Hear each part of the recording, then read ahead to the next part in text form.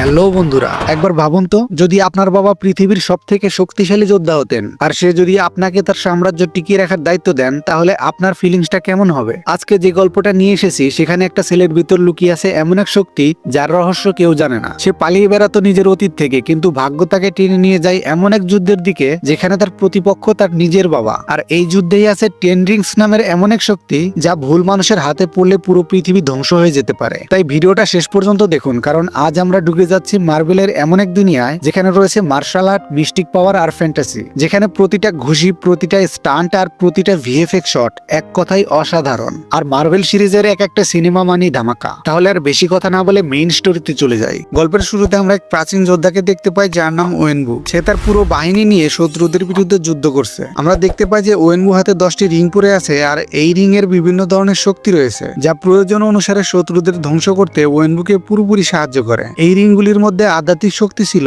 এবং সেই সঙ্গে যে কেউ এই রিংগুলো পরলে সে সারা জীবনের জন্য ইমোর্টাল মানে অমর হয়ে যাবে। সেই 10 রিং এর সাহায্যে ওয়েনবু অনেক যুদ্ধ জয় করেছে, এমনকি সেই প্রাচীন যুগ থেকে বর্তমান পর্যন্ত এই যুদ্ধ প্রায় 1000 বছর ধরে চলতে থাকে। সময়ের সাথে সাথে ওয়েনবু একটি বিশেষ দল তৈরি করে, আর এই দলের নামও দেন 10 রিংস। এই শক্তিশালী দল নিয়ে ওয়েনবু অনেক সরকার, অনেক বড় বড় শক্তি, রাজনীতিবিদ, এমনকি অনেক রাজ পরিবারকে ধ্বংস করে দেন। সেই সাথে তার সব শত্রুর কারণে এই 10 রিংস সংস্থা সারা বিশ্বে এক আতঙ্কের নাম হয়ে ওঠে। এবার ধীরে ধীরে সময় পেরোতে থাকে, আর সেই সাথে ওয়েনবু প্রায় গোটা পৃথিবীকে দখল করে নেয়। এরপর তার চোখ পড়ে তালো নামের একটি গ্রামের উপর। গবেষণা করে বুঝতে পারে সেই গ্রামে মিথিক্যাল ক্রিয়েচার ও প্রচুর ধনরত্ন পাওয়া যাবে। ক্ষমতার লোভ শেষ না হওয়ার কারণে ওয়েনবু সেই গ্রামে গিয়ে তার শক্তি আরো বাড়াতে চেয়েছিল, কিন্তু সেখানে যাওয়ার পথে এক ম্যাজিক্যাল ফরেস্ট মানে মায়াবী জঙ্গল তাদের পথ আটকাতে শুরু করে, যে কারণে তাদের গাড়ি একটা পাথরের সাথে ধাক্কা লেগে গভীর খাদে পড়ে যায়। কিন্তু ওয়েনবু রিং এর সাহায্যে গাড়ি থেকে বেরিয়ে আসে, আর বাকি সবাই সেখানে মারা যায়। তারপর ওয়েনবু যেতে যেতে এই জঙ্গলের প্রহরীর সামনে পড়ে, আর এই প্রহরীর নাম ইয়াংলি। ইয়াংলি এক অপরিচিত ব্যক্তিকে দেখে তাকে ফিরে যেতে বলে, কিন্তু ওয়েনবু নিজেকে মহাশক্তিমান মনে করে, তাই তাকে লড়াইয়ের চ্যালেঞ্জ জানায় এবং দেখতে দেখতে তাদের মধ্যে ভয়ঙ্কর লড়াই শুরু হয়, যেখানে একদিকে ওয়েনবুর কাছে 10 রিংস এর শক্তি ছিল, অন্যদিকে ইয়াংলি খুব ভালো মার্শাল আর্ট জানতো যার মধ্যে জাদুকরি শক্তি মেশানো ছিল। দুজনেই একে অপরকে কঠিন টক্কর দেয়, যা দেখে ওয়েনবুর মনে হয় যে ইয়াংলি তার থেকে বেশি শক্তিশালী। লড়াই করতে করতে ওয়েনবু ইয়াংলির প্রেমে পড়ে যায়, কারণ তার জীবনে আজ পর্যন্ত নিজের মতো এত ভয়ঙ্কর যোদ্ধা কখনো খুঁজে পাননি। আর প্রথমবারের মতো এমন একজন অসাধারণ সুন্দরী যোদ্ধাকে দেখে ওয়েনবু তার মন প্রাণ তাকে দিয়ে দেন। এর কিছুদিন পর তারা দুজন বিয়ে করে নেয়, কিন্তু সেই গ্রামের লোকেরা তাদের সম্পর্ক মেনে নিতে অস্বীকার করে, কারণ ওয়েনবু ছিল অত্যাচারী, নির্দয়। সে অন্যায়ভাবে ক্ষমতার জোরে সব দখল করে নিত, যে কারণে গ্রামের লোকেরা মনে করে ওয়েনবু এই গ্রামে থাকার যোগ্য নয়। তাই গ্রামের প্রধানেরা ওয়েনবুকে চলে যেতে বলে, কিন্তু যেহেতু ইয়াংলি এখন তাকে ভালোবাসতো, তাই ইয়াংলিও এই গ্রাম ছেড়ে ওয়েনবুর সাথে চলে যাওয়ার ওয়াদা করে। তাদের দুজনের বিয়ের পর ওয়েনবু তার 10 রিংস খুলে রাখে। এরপর তারা দুজনেই সাধারণ মানুষের মতো জীবন যাপন শুরু করে। কিছুদিন পর আমরা ছোট শ্যাংচিকে দেখতে পাই, যেখানে ইয়াংলি তাকে তার লাইফের সব কথা বলছিল। তোমার বাবা একজন ভালো যোদ্ধা ছিল, তিনি আমাকে বিয়ে করেছিলেন, তারপর তুমি এই পৃথিবীতে এলে। সেই সঙ্গে তিনি শ্যাংচিকে তালো গ্রামের সেই গ্রেট প্রোটেক্টর ড্রাগনের সম্পর্কেও বলে। শ্যাংচিকে একটি লকেট উপহার দিয়ে বলে, যখনই তুমি অন্ধকারে পথ হারাবে তখন এই লকেট তোমাকে সঠিক রাস্তা দেখাবে। যেহেতু ওয়েনবু বছরের পর বছর ক্ষমতার জোর দেখিয়ে আসছিল, তাই 1000 বছরে 1000 শত্রু থাকা স্বাভাবিক ব্যাপার। তাদের চারপাশে এমন কিছু শত্রু ছিল যারা ওয়েনবুর অনুপস্থিতিতে ইয়াংলির উপর হামলা করে। ইয়াংলি তালো গ্রাম থেকে চলে আসার পর তার জাদু শক্তিও হারিয়ে গিয়েছিল, আর এক পর্যায়ে লড়াই করতে গিয়ে ইয়াংলি মারা যায়। ছোট্ট শাংচি অসহায়ের মতো দূরে দাঁড়িয়ে দেখছিল। কিছুক্ষণ পর ওয়েনবু এসে দেখে তার স্ত্রী আর নেই, তখন সে রাগে আবারও সেই 10 রিংস পরে নেয়। শাংচিকে সাথে নিয়ে যাদের উপর তার সন্দেহ ছিল সেই শত্রুদের খুঁজে বের করে। এখানে আমরা আবারও একটি জোরদার ফাইট সিকোয়েন্স দেখতে পাই। ওয়েনবু শত্রুদের শাস্তি দিতে দিতে তার ছেলেকে একটা কথাই শেখায় যে যদি তুমি শক্তিশালী না হও তাহলে এই দুনিয়াতে জিততে পারবে না। এই কারণে ওয়েনবু তার ছেলে শাংচিকে শক্তিশালী করার কথা ভাবে, যেন বড় হয়ে নিজের মায়ের মৃত্যুর প্রতিশোধ নিতে পারে। এই জন্যই শাংচি তার মায়ের মৃত্যুর পর কঠোর ট্রেনিং শুরু করে এবং দিনরাত শুধু ট্রেনিংই করত। বড় বড় যোদ্ধাদের সাথে লড়াই করত আর নতুন নতুন লড়াইয়ের কৌশল শিখত। তার বয়স যখন 14 বছর হয় তখন তার বাবা তাকে প্রথম মিশন দেয়, কিন্তু কোনো কারণে সে তার মিশন পুরো করতে পারে না। এই কারণে সে তার বাবাকে নিজের মুখ না দেখিয়ে সারা জীবনের জন্য বাড়ি ছেড়ে চলে যায়। এরপরের সিনে আমরা দেখি শ্যাংচি বড় হয়ে গেছে। সে ক্যালিফোর্নিয়ায় থাকে, আর এখন তার নাম শাংচি থেকে পরিবর্তন করে শন রেখেছে। ঘুম থেকে ওঠার পর সে একটি পোস্ট কার্ড পায়, যার উপর একটি ড্রাগনের ছবি আঁকা ছিল, যে ড্রাগনের গল্প তার মা তাকে ছোটবেলায় শোনাতো। শাংচি তার গার্লফ্রেন্ড কেটির সাথে অফিসের কাজে বের হয়েছিল। পথে কিছু গুন্ডা শাংচির সবুজ লকেট দেখে বলে, এটা আমাদের দিয়ে দাও। কেটি বাধা দিলে গুন্ডারা তাকেও আঘাত করে। এটা দেখে শাংচি তার ভেতরের শক্তিকে জাগিয়ে তোলে, আর একে একে সব গুন্ডকে ধুলো চাটিয়ে দেয়। ফাইট দেখে কেটি তো অবাক, একটা রোগা পটকা ছেলে এত মোটা তাজা গুন্ডাদের কিভাবে মারছে। তারপর গুন্ডাদের নেতার এন্ট্রি হয়, এর নাম হলো রেজার ফিশ। আর্টিস্ট। তার হাত মূলত কাটা, কিন্তু হাতে একটা ছোট ডিভাইস লাগানো থাকে যেখান থেকে একটি রেজার ব্লেড বের হয়, যা সে তলোয়ারের মতো ইউজ করে শাংচির উপর হামলা করে। ওই বাসে একজন ইউটিউবার ছিল, সে অনলাইনে ফাইট লাইভ স্ট্রিম করে। দুজনের ফাইটের সময় বাসের ব্রেকের তার কেটে যায় আর সামনে কিছুর সাথে ধাক্কা লেগে ড্রাইভার বেহুশ হয়ে পড়ে। তখন কেটি বাসটা কন্ট্রোল করে। শাংচি অনেক চেষ্টা করে বাসটিকে দুই ভাগে ডিভাইড করে দেয়, যেখানে একদিকে সে লড়াই করছিল আর অন্যদিকে বাসের সব যাত্রীরা ছিল। যেহেতু বাসের ব্রেক ফেল হয়ে গেছে, তাই বেপরোয়া অবস্থায় অনেক গাড়ির সাথে ধাক্কা লেগে একটা জায়গায় এসে থেমে যায়। তারপর শাংচি দেখে তার কাছে সেই লকেটটা নেই, তার মানে যে কাজের জন্য গুন্ডারা এসেছিল তাতে তারা সফল হয়ে গেছে। এরপর কেটি তাকে জিজ্ঞেস করে, আসলে এই গুন্ডারা কারা ছিল আর তুমি তাদের সহজেই হারিয়ে দিলে? তুমি আসলে কে? আমি যে শনকে জানতাম তার মধ্যে এত শক্তি নেই যে সে এতগুলো লোকের সাথে ফাইট করতে পারে। অবশেষে শাংচি তাকে সব সত্যি বলে দেয় যে গুন্ডাদের সাথে আমি ফাইট করলাম, তাদের আমার বাবা পাঠিয়েছিল আমার কাছ থেকে লকেটটি নেওয়ার জন্য। আর এখন আমি নিশ্চিত যে এই গুন্ডারা আমার বোনের কাছেও যাবে, কারণ এমনই একটা লকেট তার কাছেও আছে। এই জন্য শাংচি তাড়াতাড়ি গিয়ে তার বোন শাইলিংকে বাঁচানোর কথা ভাবে। এই কথাগুলো শুনে কেটি অবাক হয়ে যায়, কারণ সে এটাও জানতো না যে শনের একটা বোনও আছে। এরপর তারা দুজনেই মাকাওয়ের উদ্দেশ্যে বেরিয়ে পড়ে, কারণ মাকাওতে শাইলিং থাকতো। কয়েক ঘন্টা পর তারা মাকাওতে পৌঁছে যায় শাইলিং এর সাথে দেখা করার জন্য। সেখানে একটা লোকের সাথে দেখা হয় যে শাইলিংকে খুঁজে দেওয়ার কথা বলে তাদের মাকাওয়ের একটা ইলিগাল ফাইট ক্লাবে নিয়ে যায়। যেহেতু ইউটিউবারের লাইভ স্ট্রিমের কারণে তার ফাইটের ভিডিও ভাইরাল হয়ে গিয়েছিল, তাই এই লোকটা আজ রাতের ফাইটের বিনিময়ে শাইলিংকে খুঁজে দেওয়ার চুক্তি করে। ক্লাবে যাওয়ার পর আমরা বেশ কিছু ফাইট দেখতে পাই, যার মধ্যে সবচেয়ে ইন্টারেস্টিং ফাইট ছিল অং আর অ্যাবোমিনেশনের মধ্যে। তারপর ফাইট হয় শাংচি আর এক অজানা যোদ্ধার সাথে। ওরা দুজনেই চীনা মার্শাল আর্টের উপর খুবই দক্ষ ছিল, কিন্তু শাংচি বুঝতে পারে এই যোদ্ধা আর কেউ নয় বরং সে তারই বোন শাইলিং। আর দেখতে দেখতে শাইলিং তার উপর আক্রমণ করে, কারণ শাইলিং শাংচির উপর খুবই রেগেছিল। শাংচি ফাইট না করে তাকে বোঝানোর চেষ্টা করে, আমি তোমাকে বাঁচানোর জন্য এখানে এসেছি, কিন্তু শাইলিং তার কথা না শুনে খুব খারাপ ভাবে মারতে থাকে। এখানে আমরা এই ঘটনার সাথে সম্পর্কিত একটি ফ্ল্যাশব্যাক দেখতে পাই, যেখানে ছোটবেলায় শাইলিং তার ভাই শাংচিকে বলে, তুমি এই মিশনে যেও না, আমি একা হয়ে যাব। কিন্তু শাংচি বলে, বাবা আমাকে এই বিশেষ মিশনের জন্য বেছে নিয়েছে, আমি 3 দিনের মধ্যে মিশন শেষ করে ফিরে আসব। কিন্তু সে এই মিশনে সফল হতে পারে না, তাই সে তার বাবাকে এই মুখ দেখাবে না বলে বাড়ি ফিরে আসে না, আর শাইলিংকে দেওয়া ওয়াদাটাও ভেঙে যায়। এই কারণেই আজ শাইলিং তার উপরে খুব রেগেছিল আর তাকে সামনে দেখেই জমানো রাগ ঝেড়ে ফেলে। ফাইট শেষ করে শাইলিং তাকে বলে, আমি এই ক্লাবের মালিক, আমার কাউকে ভয় পাওয়ার প্রয়োজন নেই, আমার সামনে কেউ আসলে তাকে চিরে ফেলবো। তখন শাংচি বলে, আমাকে যদি প্রয়োজনই মনে না করো তাহলে তুমি সেই পোস্ট কার্ড কেন পাঠালে? এই বলে শাংচি তাকে সেই ড্রাগন আঁকা কার্ডটি দেখায়। তারা দুজনে বুঝতে পারে এই সবকিছু তার বাবার একটা চাল ছিল।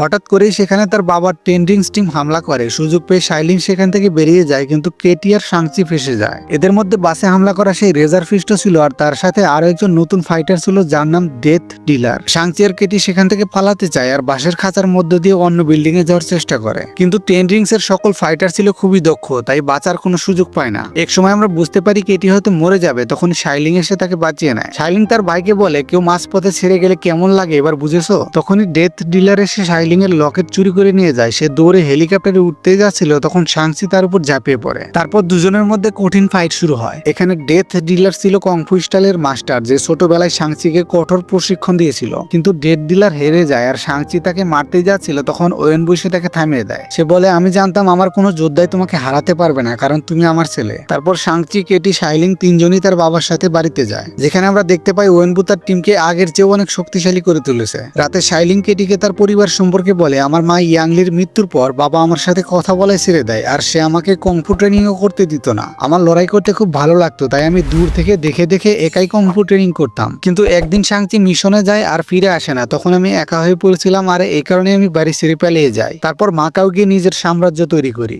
রাতে ডিনার টেবিলে ওয়েনবু শাংচিকে আবার তার টিমে যোগ দেওয়ার কথা বলে, কিন্তু শাংচি স্পষ্ট ভাষায় না বলে দেয়। ওয়েনবু বলে, কিছুদিন আগে আমি এমন একটি বই পেয়েছি যার ভেতরে তালো গ্রাম সম্পর্কে গুরুত্বপূর্ণ তথ্য ছিল। এটা সেই লুকানো সাম্রাজ্য যা হাজার হাজার বছর ধরে মানুষের চোখের আড়ালে পড়ে আছে, আর তোমার মা সেখান থেকে এসেছিল। আমরা সবাই জানি তোমার মা এই মুহূর্তে আমাদের মাঝে নেই, তবে আমি জানতে পেরেছি সে তালো গ্রামের একটি বিশাল দরজার পেছনে বন্দী আছে। সে নিজের স্বপ্নে এসে বলেছে আমাকে এখান থেকে মুক্ত করে নিয়ে যাও। শাংচি তার বাবার এই সমস্ত কথা কিছুতেই বিশ্বাস করে না, এই কারণে ওয়েনবু সেই লকেটের মণি দুইটা একটা ড্রাগনের চোখে লাগিয়ে দেয়। তারপর সেই ড্রাগন জীবন্ত হয়ে ওঠে আর মায়াবী শক্তির মাধ্যমে 3D ভিডিওর মতো পানি দিয়ে ম্যাজিক্যাল ফরেস্ট পার হওয়ার রাস্তা দেখায়, যা এখান থেকে সোজা সেই তালো গ্রাম পর্যন্ত নিয়ে যায়। কিন্তু এখানে টুইস্ট এটা ছিল যে কোনো সাধারণ মানুষ তালো গ্রাম পর্যন্ত পৌঁছাতে পারতো না, কারণ এখানকার ঘন জঙ্গল কাউকে প্রবেশ করতে দিত না, আর যদি ভুল করে কেউ সেখানে যেত তাহলে জাদুকরি গাছ তাদের রাস্তা নষ্ট করে দিত। তবে বছরে এমন একটি দিন আসে যেদিন রাস্তা একদম সোজা হয়ে যায়, আর সেই দিনটা ছিল 3 দিন পরে, যেখানে ওয়েনবু এই মুহূর্তে সিদ্ধান্ত নেয় যে সে 3 দিন পরে পুরো দল নিয়ে গিয়ে তালো গ্রাম থেকে শাংচির মা অর্থাৎ নিজের স্ত্রীকে মুক্ত করে নিয়ে আসবে, আর যদি গ্রামবাসীরা তাকে বাধা দেয় তাহলে পুরো গ্রামটাকে জ্বালিয়ে ছাই করে দেবে। কিন্তু গ্রাম ধ্বংস করার কথা শুনে শাংচি রেগে যায় আর তার বাবাকে এমনটা করতে নিষেধ করে। এই কারণে রাগের মাথায় ওয়েনবু তাদের তিনজনকে একটি সেলের মধ্যে বন্ধ করে দেয়।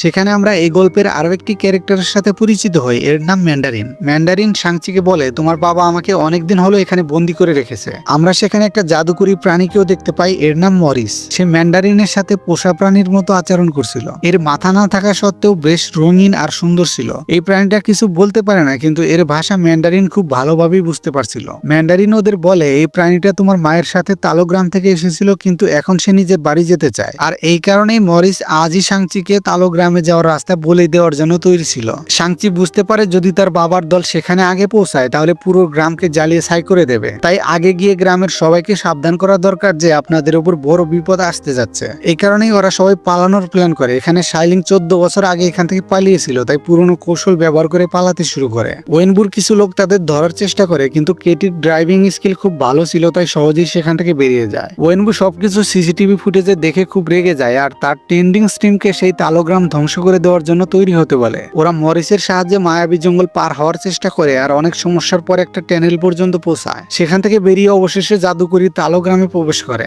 এখানকার দৃশ্য ছিল খুবই চমৎকার। এখানে আমরা অনেক বিচিত্র প্রাণী দেখতে পাই। আমাদের দুনিয়ায় যেমন কুকুর, বিড়াল, ঘোড়া, সিংহ পাওয়া যায়, ঠিক তেমনি এখানেও সবকিছু আছে, কিন্তু এদের আকার আকৃতি কিছুটা ভিন্ন। তবে এদের মধ্যে ম্যাজিক্যাল পাওয়ার আছে। দেখতে দেখতে ওরা মেইন গ্রামে পৌঁছে যায়। সেখানে গ্রামের নেতারা ইতিমধ্যেই রাস্তা আটকে দাঁড়িয়েছিল এবং সবাইকে এক্ষুনি গ্রাম থেকে বেরিয়ে যেতে বলে। শাংচি নিজের পরিচয় দিয়ে বলে ইয়াংলি তার মা, সে তাদের সাহায্য করতে এসেছে। তখনই একজন মহিলা এগিয়ে আসে যার নাম জিয়াং নেন, আর সে সম্পর্কে ইয়াংলির বোন মানে শাংচির মাসি। সে ওদের সবাইকে এখানে থাকার অনুমতি দেয়। তারপর জিয়াং তাদের সবাইকে এই গ্রামের ইতিহাস সম্পর্কে বলে। তারা 4000 বছর ধরে যুদ্ধের প্রস্তুতি নিয়ে আসছে, কারণ হাজার হাজার বছর আগে এই গ্রামে সোল স্টিকার নামের এক বিশাল দানব হামলা করেছিল, আর সেই দানব মানুষের আত্মা কেড়ে নিয়ে তার শক্তি বাড়াতো। তারপর এই দানবকে থামানোর জন্য আমাদের গ্রেট প্রোটেক্টর ড্রাগনের আবির্ভাব হয়। সে সোল স্টিকারকে একটি বড় মায়াবী দরজার পেছনে বন্ধ করে রাখে, আর তখন থেকে আজ পর্যন্ত সোল স্টিকার হাজার হাজার বছর ধরে এই দরজার পেছনে বন্দী আছে। সেই জন্য আমরা সবাই তালোগ্রামের এই মায়াবী দরজার সুরক্ষা দিয়ে আসছি।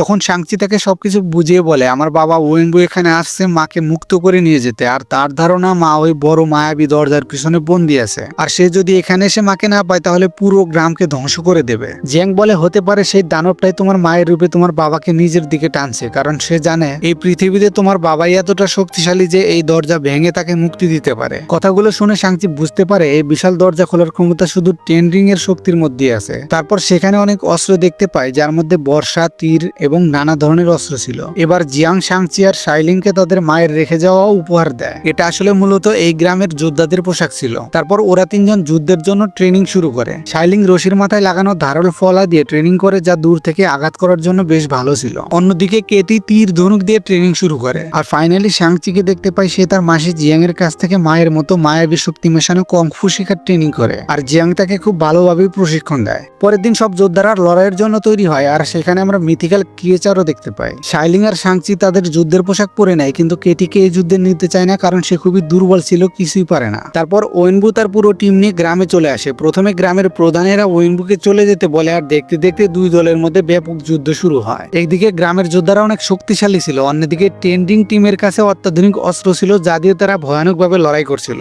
এই সুযোগে ওয়েনবু সেই কালো দরজার কাছে যায়, যার পেছন থেকে সবসময় তার স্ত্রী অর্থাৎ ইয়াংলির আওয়াজ আসতো। তখন শাংচি তার বাবার সামনে আসে। ওয়েনবু তাকে বলে, আমার রাস্তা থেকে সরে যাও, তুমি ভালো করে জানো আমার সামনে তুমি টিকতে পারবে না। শাংচি বলে, আমি আপনার সামনে টিকতে পারবো না, এটা যেমন সত্যি এই দরজার পেছনে মা নেই, এটাও তেমনি সত্যি। এই দরজার পেছনে আত্মা টেনে নেওয়া দৈত্যরা আছে। যদি আপনি একবার এই দরজা খুলে দেন তাহলে না জানি কত অসংখ্য দৈত্য আমাদের দুনিয়া আসবে, যারা সবকিছু শেষ করে দেবে। কিন্তু ওয়েনবু তার কথা কিছুতেই মানতে চায় না। তাদের দুজনের মধ্যে এক ভয়ানক লড়াই শুরু হয়। যেহেতু ওয়েনবুর কাছে 10 রিংস এর পাওয়ার ছিল, সে শাংচির উপর আক্রমণ করে, যার ফলে সে সিটকে পানিতে পড়ে যায়। তারপর ওয়েনবু সেই কালো দরজায় খুব বাজেভাবে ঘুষি মারতে শুরু করে। এতে দরজা দুর্বল হয়ে যায় আর ছোট ছোট সোল স্টিকার বেরিয়ে আসে। ছোট দানবগুলো এসে সব যোদ্ধাদের আত্মা এক এক করে বের করে নিয়ে যায়। এটা দেখে রেজারফিস্ট আর জিয়াং অনেক ভয় পেয়ে যায়। জিয়াং তাদের সবাইকে শত্রুতা বলে একসাথে লড়াই করতে বলে। তারপর বাকি সবাই মিলে দৈত্যদের মোকাবেলা করতে শুরু করে। এই সময় শাংচি পানির গভীরে পৌঁছে যায়। সেখানে তার সাথে দেখা হয় দ্য গ্রেট প্রোটেক্টর ড্রাগনের সাথে। সে তার প্রাণ বাঁচিয়ে আবার উপরে নিয়ে আসে। তারপর সেই ছোট দানবদের সাথে ফাইট শুরু করে। জিয়াং শাংচিকে বলে, তাড়াতাড়ি গিয়ে তোমার বাবাকে এই দরজা খোলা থেকে আটকাও, কারণ যদি সবচেয়ে বড় দানবটা বাইরে আসে তাহলে তার সামনে সামনে আমরা কেউই টিকতে পারবো না। এবার সাংচি আবার ওয়েনবুর সামনে আসে আর তাদের দুজনের মধ্যে আবারও মারাত্মক ফাইট শুরু হয়। কিন্তু মজার ব্যাপার ছিল সাংচি এবার তার মায়ের ফাইটিং স্টাইল শিখে নিয়েছিল আর সেই কৌশল ব্যবহার করে ওয়েনবুর 10 রিংস তার কন্ট্রোলে নিয়ে নেয়। যেই রিংস গুলো ওয়েনবুর কাছে নীল পাওয়ারে জ্বলতো এখন সাংচির কাছে তা গোল্ডেন পাওয়ারে জ্বলতে শুরু করে। কিন্তু সাংচি রিং গুলো ফেলে দিয়ে তার বাবাকে বোঝায়, মাকে তো আমিও কম ভালোবাসি না, কিন্তু সে সত্যি আর বেঁচে নেই। ওয়েনবু সবকিছু বুঝতে পেরে স্বেচ্ছায় হার মেনে লড়াই শেষ করে দেয়। কিন্তু এই সময় বড় দানব দরজা ভেঙে বেরিয়ে আসে আর তাদের উপর হামলা করে। সোল স্টিকার তার বাবাকে ধরে ফেলে আর আত্মা শুষে নেয়, কিন্তু ওয়েনবু মৃত্যুর আগেই 10 রিংস এর পাওয়ার সাংচিকে দিয়ে দেয়। এত বছর ধরে সে খাবার পানি অর্থাৎ আত্মা খেতে পায়নি, তাই বেশি শক্তি পাওয়ার জন্য সোজা গ্রামে আক্রমণ করে আর বেশি বেশি আত্মা খেয়ে অনেক শক্তিশালী হয়ে যায়। সাংচি ভাবে যদি দানবটা পুরো গ্রামের আত্মাকে খেয়ে ফেলে তবে তাকে আটকানো সম্ভব হবে না, তাই ড্রাগনের সাথে গিয়ে সেই বড় সোল স্টিকারের সাথে ফাইট করে।